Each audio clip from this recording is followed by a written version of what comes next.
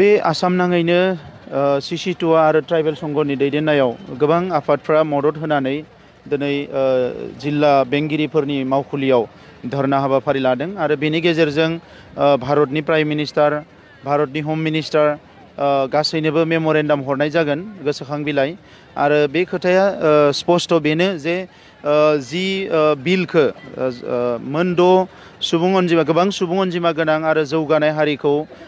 ST खालामनो थाखाय जि बिलखौ पार्लियामेन्टआव लाबोदों बे बिलखौ थाबैनो बोखारनानै लानांगौ होननानै दिनैनि दाबिखौ दैखांनाय जादों। जोंनि थाखानाय जि ट्राइबेल माहारि आसामनि बे ट्राइबेल माहारिया खहा जानाय जायखिया सेम केटेगरियाव फैनाङोब्ला गोग्लैसोनाय आरो थाखानाय जि जोंनि एसटि माहारिफोर जायफोरनिखि दिनै जोबोद दुखु जाल्लायाव गोग्लैनानै दङ, जोंनि इयुननि जि रैखाथि हा हुनि रैखाथि, जोंनि जौगानाय बे गासैबो जोंनि राजखान्थिनि जि रिप्रेजेन्टेसन बे गासैयावबो जोबोद मोनसे गिदिर खहा जागोन। दा बेनिखायनो जेरैखि जाया जोङो बेखौ होबथानो थाखाय सोमावसारनायखौ जोङो लांबाय थादों आरो लांबाय थागोन। आरो बेवहाय सारा आसामनि एसटिफ्रा खौसे जादों। दा बेजों लोगोसे जों खावलायनो सानो जे दिनै राजखान्थियाव थानाय जोंनि मन्थ्रिफ्रा, जोंनि दैदेनगिरिफ्रा दिनै उल्थां फाल्थां खोथाफोरखौ बुंनो हमदों आरो जोङो खोनानो मोन्दों बावैसो बिटिसि सरकारा फिन खेबसेबाव रिकमेन्डेसन एबा एनअसि हरबावबाय होननानै। दा बियो जोबोद दुखुनांथाव जादों। दा बिथांमोना राजनिति खालामनायाव जोंहा बुंनांगौ गैया, नाथाय गावनि हारिनि एबा गावनि सुबुंफोरनि खहा जानाय राजनितिखौ खालामोबा जों बेखौ मालाबाबो गनायना लानाय नङा। बियो मोनसे गेलेफ्लानाय खामानि नङा। मानोना बेबायदि जौगानाय हारिया जुदि गाबोनो जोंनि सेम केटेगरियाव फैनांगौबा जोङो फारफ्रोमबो बिथिंनिफ्राय जोङो डिप्राइभ जागोन, जों बनसिट जागोन आरो बेखौ जोङो मालाबाबो सहायनो हानाय नङा। दा बेनिखायनो आङो बिथांमोनखौ खावलायगोन जे राजनिति गेलेनायनि मुङाव जाहाथे जोंनि हारिनि सुबुंफ्रा, जोंनि गोग्लैसोनाय सुबुंफ्रा, जोंनि हारिनि गोरिब गुन्द्राफ्रा, जोंनि हारिनि माखासे रांखान्थियाव गोग्लैसोनाय सुबुंफ्रा जाहाथे खहा जानाङा बेफोरबायदि खामानिखौ बिथांमोना मावा। दा बेखौ जोङो बिथांमोनखौ माने गोख्रों रावजों फोरमायनानै होयो। आसाम सरकार आरो बिटिसि सरकारा जिहेतु 6टा जनगोष्ठीनि आरोबाव गोदानै एसटि होयोबा एक्जिस्टिं एसटिनि जेन' थाखानाय एसटिआ खहा जाया होनना बुंदों, बिनि सायाव मा बुंनो सानो? बिनि सायाव बिथांमोनासो बुंनांगोन माबायदि खहा जाया। मानोना संबिजितआव एसटिआ मोनसेल', भारतआव एसटिआ मोनसेल', आसामावसो एसटि हाजोआरि आरो एसटि प्लेन हायेनारि, नाथाय अल इन्डियायाव एसटिआ मोनसेल'। आरो बेखौ सोलायनो हायैखायनो थांनाय पार्लियामेन्टआव जि बिल लाबोबाय 9 अक्ट'आव रायजो सभायाव, बेवहाय बिथांमोना जेबो केटेगरि बानायनो हायाखै। दा बिथांमोना दिनै आसामावसो बुंबाय थादों, बिटिसिनि सिबा बुंदों जिबौआबो दा थैथों लावथियाबो दा बायथों। बे भारतनि संबिधानखौ बेबायदि खुनु बेबस्था गैया, बेवहाय मोनसेल'। आरो हानाय मोनब्ला जेला बिलखौ लाबो पार्लियामेन्टआव अब्लानो बिथांमोना सेपारेट केटेगरि बानायनानै लाबोखानांगौमोन, अब्ला जों सानगौमोन। नाथाय बेबायदि भारतआव खुनु बेबस्था गैया। दा बेनिखायनो भारतनि जि संबिधान बे मेजर चेन्ज खालामनो हायैखायनो बिथांमोना मा खालामनो नागिरदों, बेवहाय आसामावसो केटेगरि बानायनानै जोंनि 38 लाखल' आसामाव ट्राइबेलफोर दङ, नाथाय जाय मोनद' हारिया एसटि बिदों बिथांमोना गासै 1.5 कौटिनिबो बारा। दा बेखौ बिथांमोना दिनै राजखान्थि लाबालाबनि थाखाय खहा जाया मा जाया होननानै बुंबाय थादों। नाथाय बिथांमोना दिनै स्पष्ट फोरमायनानै होथों बिसोरखौ एसटि खालामोबा बोरै खहा जाया, जोंनि हा हुआ बोरै रैखाथि मोनगोन, जोंनि साख्रि बाख्रिफ्रा बोरै रैखाथि मोनगोन, जोंनि गासैबो बिथिङाव राजखान्थिनिफ्राय लानानै गुबुन गुबुन बिथिङाव बोरै रैखाथि मोनगोन। आथिखालाव माने बावैसो जों नुनो मोन्दों बिटिसिनि चिफ बिथाङानो खहा जाया होननानै बुंनायनि उनाव मानो बिटिसिनि 40टा समष्टिखौ 60टा समष्टि खालामनो ओंखारखो, मानो 40निफ्राय 60 समष्टि खालामनो ओंखारखो। दा कम्प्रमाइजखौ जोंनियावल' खालामबाय थानांगोन बिथांमोना बे खोथाखौ बुजियाखै जे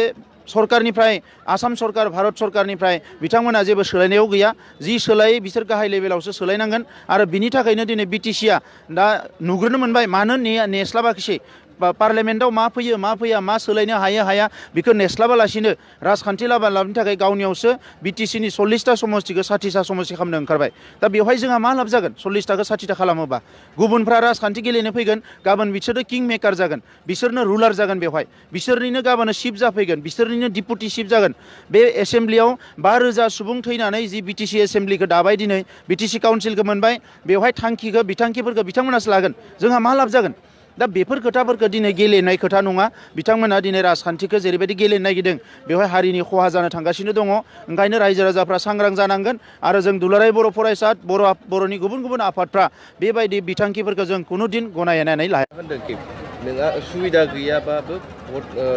सुबिदा गैयाबा जेबो मोना, बेहाय सारा मा होनो? माने जायनो भट होआ माने पाब्लिकआ जेबो मोना होननानै दाखालि बिथाङा बुंदों काजलगावआवहाय बेनि सायाव मा बुङो सारा भारतआ मोनसे गणतन्त्र देश भट होनाय होयैजों सुबिदानि जेबो खोथा गैया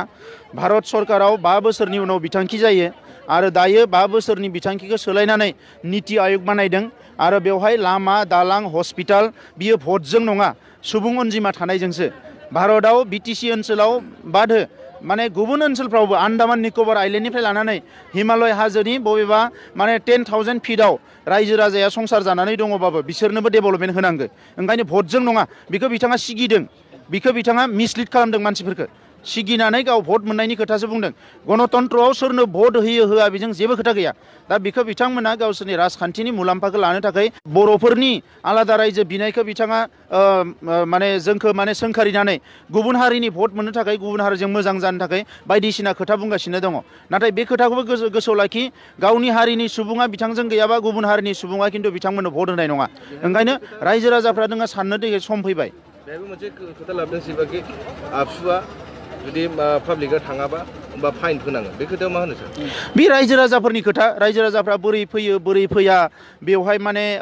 बेयो मोनसे रायजो राजाफोरनि आन्दलन रायजो राजाफ्रासो थिग खालामगोन बोरै फैयो बोरै फैया माने रायजो राजाफ्रा जुदि बे खोथाखौ बुजियाबा रायजो राजाफ्रा खुनुदिन नों बोनानै लांबाबो सिगिबाबो फैनाय नङा दिनै बड'लेण्ड आन्दलनाव गोदोनिफ्रायनो रायजोफ्रा मानो ओंखारबोदों बै 1987 आव फाइन फोनांनानै एबसुआ लामायाव लाबोदोंमोन नामा 2001 मायथाइयाव बा 2000 मायथाइयाव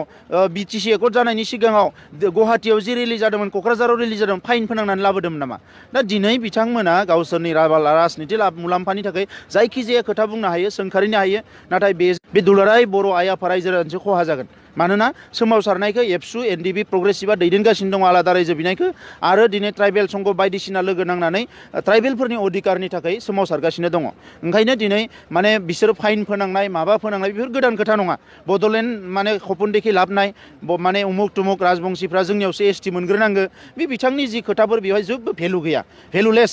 मा बुंदों दाखालि माने रिपाब्लिक डेआव बिथांनि स्पिचआ रिपाब्लिक डेखौनो मोजाङै माने माबानो रोङा लाजिनानै रायजो राजाया थैनोसै गावहा लाजिनो रोङा दा बेफोरबायदि समाव जोङो जोबोद दुखु मोनदों बेबायदि माने रोङा गारानो बेबायदि हमथाबना लाबाय थानाया मोजां नङा रायजो राजाफोरनो हगारनानै होनांगौ मा मावनांगौ मा मावनाङा रायजोफ्रा मावनानै लागोन सार जोबथा सोंथि अननानै एबसुखौ माने जोंनि बिमा बिफा नङा होननानै बुंदों बियो दाखालि अपेन मिटिंआवनो बुंदों थुक्राझारावहाय जों माला बुंदों एबसुआ बिमा बिफा होननानै एबसुआथ' बिमा बिफा नंखायानोखा एबसुआ फिसासो रायजो राजाफोरनि जोंनि पेरेन्ट अर्गेनाइजेसना जाबाय बर' थुनलाइ आफाद ओंखायनो बिथाङासो एबसुखौ बिमा बिफा बायदि नुदों गिदों बियो